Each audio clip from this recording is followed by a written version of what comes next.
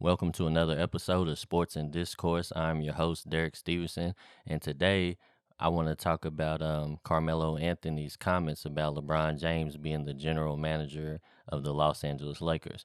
But before I get into that, I want to give you a quick update of the channel and kind of what I have planned for the future and where I want to take the channel. So, first things first, I want to say that I have video coming.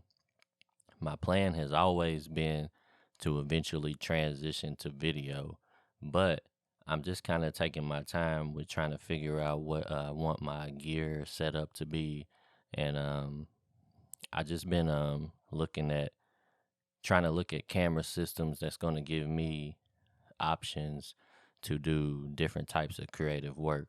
For instance, I would like to try to buy a system that would provide me opportunities in photography and videography, whether it be weddings, documentaries, film work, or just interviews and such. But so it's just taking me a little time to try to figure out what I want to invest in. But eventually, I just want to be able to have a system that I'm confident can get me through majority of any situations that I'll be in, because I wouldn't mind to actually start recording in different locations and, want to be able to take my show on the road if need be. So I'm just really trying to figure that out. But eventually it's going to come sooner than later. I'm going to have my video game set up, and that's where I'm going to transition the channel to. And as far as content wise, I named my show Sports and Discourse because mainly I want to talk about sports, but I do want to leave the window open to where if I want to dive into any other topics, I can, whether it be lightweight topics like entertainment, movie reviews, different things like that. Or maybe I might want to get deep into some more, I guess, important conversations like political debate and such. But anyways, I just want to take maybe like um not too much, but the majority of the content I'm still going to keep it sports based, but I just want to leave a little room to where maybe like, a couple times a month I might dive into different things, or maybe I might, have a certain day that I dedicate to, like this day I'm going to do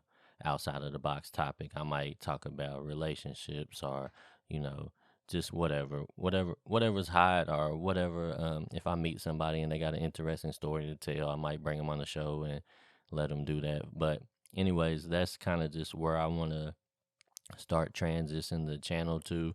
Mainly, it's still going to be sports based, because that's just the topic that I like to talk about the most, and I feel like it'll be the least controversial. But I do want to actually touch on some of the other things, like I said, entertainment, all the way up to anything that's heavy.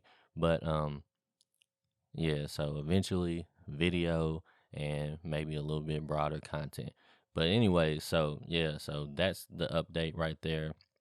Now, let's get into the main topic of this episode, which was Carmelo Anthony's comments about LeBron James being the general manager of the Lakers.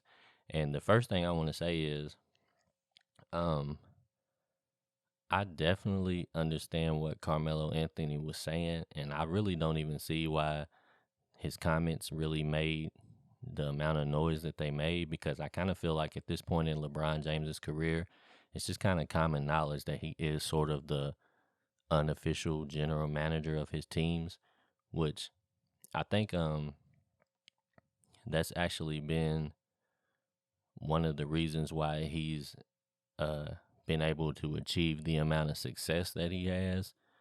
But I also believe it's one of the reasons why he's generated the resentment that he has also. Um so my opinion on it is, I actually I'm kind of torn down the middle, because I feel like one of the reasons why I don't give him the same amount of credit in the GOAT conversation that most other people do is because I do feel like he's had so much influence since he's been in the NBA that I feel like it kind of took his path to greatness and kind of smoothed it out a little bit for him, comparably speaking to some of the other athletes. Like sometimes I feel like you just fall into a lucky situation, and then sometimes I feel like kind of make it a little easier for yourself. And then sometimes I feel like you have to just struggle from the bottom and work your way up to the top. And I feel like at the beginning of LeBron James's career, he was at the bottom and he was slowly working his way up to the top. And he had got the Cleveland Cavaliers to a respectable franchise. They was a top Eastern Conference team, and he even took them to the finals. And the majority of people in the sports world will tell you he carried a bunch of bums to the NBA finals, which, if you're looking on paper, yes, he carried a bunch of bums to the finals. But you could also look at it and say, well, you actually had got the team to where they were winning 50 and 60 games. So maybe the team, while on paper, they might have not have had big names. They didn't have star power. It was LeBron James and company. A lot of people, kind of feel like, well, you was right there and you just needed a couple more pieces and you could have won in Cleveland the first time around. I believe that if he got a couple more pieces, I definitely think that he could have won the first time around in Cleveland. But a lot of people feel like he just never was going to get, what he needed, and probably including himself. So, with that being said, that's when he decided to take his career in his own hands. And that was kind of the first time where you really seen players decide, like, look, man, we're going to get together, we're going to build our own team, and we're going to take it wherever we want. And he decided with Chris Bosh and Dwayne Wade that they were going to move you know, they were going to make the move and go to South Beach and build the championship team in South Beach, which they did. They ended up going to 4 straight finals, I believe, and won 2 out of the 4. And you could arguably say that they probably should have won 3 out of 4. The first year, they were, they might have not have had the chemistry down pat, but still, as far as the talent was concerned, they had enough to beat the Dallas Mavericks, but they came up short. But they still ended up winning 2 more championships. So outside of the finals that they had against the Spurs, where they got beat down, I think it was like 22 points a game, they could have won 3 out of the 4 championships. And I think it kind of woke everybody up and put the league on notice that, like, now players are going to be just as involved in free agency as general managers and owners. And a lot of these players are going to just try to construct teams to get what they want, which is championships or money. And I think that's what kind of made a lot of people resent LeBron, because he kind of opened that floodgate where the league was just starting to be run by the players. Like, you got guys that became specialists like JJ Redick, who basically said, I'm a 3-point specialist, and from for the rest of my career, I'm probably going to be signing short-term deals to get large amounts of money to go to championship contending teams and hit threes.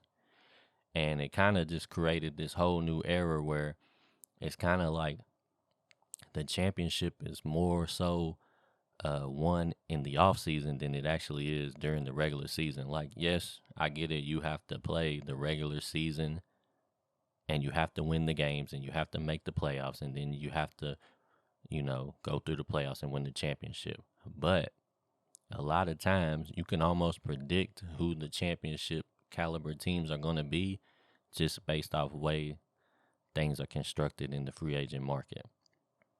And when it comes to that, I do think LeBron James is sort of the quote unquote general manager of the Lakers, because the actual general manager, Rob Pelinka, has already admitted that he consults with LeBron James and Anthony Davis in every move that he makes.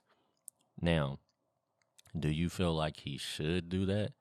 Honestly, I don't see why you wouldn't, because at the end of the day, LeBron James and Anthony Davis is the core pieces of that team. So if you can bring players in and put people around them that's going to make them feel comfortable and gel with them and match their games, then that's your job as a general manager, is to construct the best team to win the championship. So with that being said, I don't blame him at all for contacting either one of those people. Um, you have a player like LeBron James, and he makes it a little easier for you to make moves. You should take advantage of that.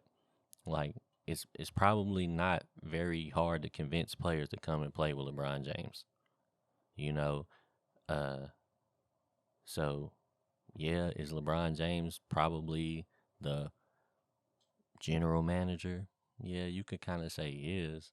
Um, like Carmelo Anthony said he was on $1 Million Worth of Game podcast, and he was just saying like LeBron James called him direct, and he didn't really talk to the Lakers. He just talked to LeBron James, which I don't have a problem with that.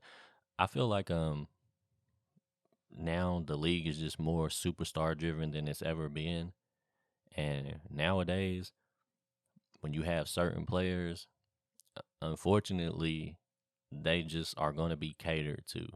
Like Kawhi Leonard is going to be catered to. Like, and if he's not catered to, he's not going to be happy in the franchise and probably will leave the franchise.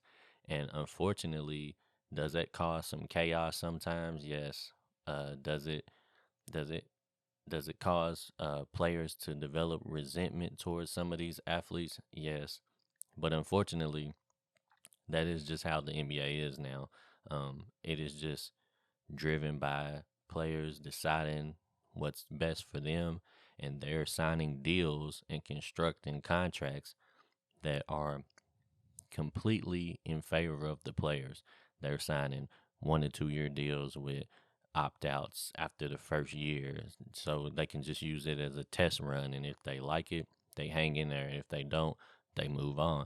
And I think from here on out, that's probably going to be the way that the league flows. Now, maybe whenever LeBron James retires, and there might not be, you know, a, only but a handful of athletes that could actually gain that much leverage. So maybe once he actually leaves the NBA, maybe it might go back to more of the general managers and owners having more say in how things is done, and contracts. But right now, LeBron James being in the league, being as influential as he is, and having ties with Rich Paul and Clutch Sports, and being connected to several clients, that man just has a level of power that I've never seen an athlete in a team sport actually have.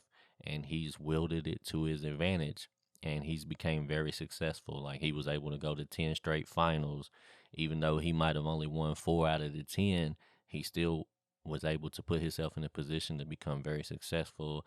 And he's opened the door for a lot of other athletes. And the ones that have been, on the inside, some you could look at a lot of athletes and say they benefited greatly by being around LeBron.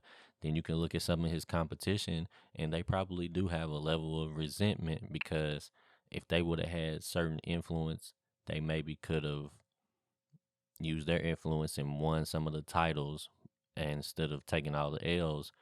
But really, the only other athlete that's really been able to really get a piece of that kind of has been Kevin Durant.